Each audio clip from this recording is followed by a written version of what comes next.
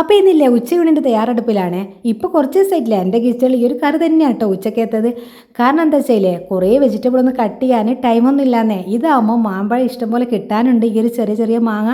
അപ്പോൾ ഇതൊന്ന് തൊലി കളഞ്ഞിട്ട് കുറച്ച് മഞ്ഞൾമുളകും കുറച്ച് പച്ചമുളകും കുറച്ച് കറിവേപ്പിലിട്ട് കുറച്ച് വെള്ളത്തിലൊന്ന് തിളപ്പിച്ചെടുത്തിട്ട് അതിലേക്ക് കുറച്ച് തേങ്ങയും തൈരും കൂടി അരച്ചെടുത്തിട്ട് അങ്ങ് ഒഴിച്ചു കൊടുത്താലേ കറി റെഡിയായി.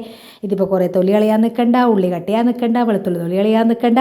അപ്പോൾ ഈസി ആയിട്ട് ഉണ്ടാക്കാൻ പറ്റുന്ന ഒരു മാമ്പഴ പുളിശ്ശേരി. ഇവിടെയാണെങ്കിൽ കുട്ടികൾക്ക് ഇത് മതി. വെക്കേഷൻ സമയത്തല്ലേ കുറച്ച് ഉച്ചക്കൊക്കെ വീട്ടിലിരുന്നൊരു ചോറൊക്കെ കഴിക്കുള്ളൂ.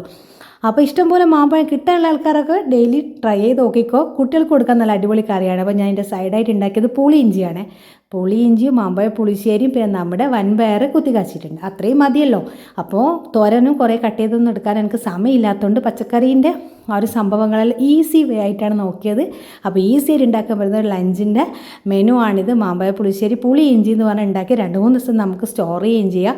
അത് ഞാൻ മിക്സിയിൽ ഇഞ്ചി ഒന്ന് ക്രഷ് ചെയ്ത് പുളി ഒന്ന് കുതിർത്ത് അതിലേക്ക് ശർക്കരയും ഉപ്പും മഞ്ഞൾമുളകൊക്കെ ഇട്ടിട്ട് ഈസി ആയിട്ട് ഉണ്ടാക്കാൻ പറ്റിയൊരു പുളി ഇഞ്ചിയുടെ റെസിപ്പിയാണ് ഇന്ന് ട്രൈ ചെയ്തത്. അപ്പോൾ എന്തായാലും ഇവിടെ ഒരാൾക്ക് നന്നായിട്ട് ഇഷ്ടപ്പെട്ടിട്ടുണ്ട്, നല്ലപോലെ ചോറ് വയ്ക്കുന്നുണ്ട് കേട്ടോ. മക്കളും അതുപോലെ തന്നെയാണ്. അപ്പോൾ ഈസി ആയിട്ടുള്ളൊരു ലഞ്ചായിരുന്നു ഇന്നത്തെ.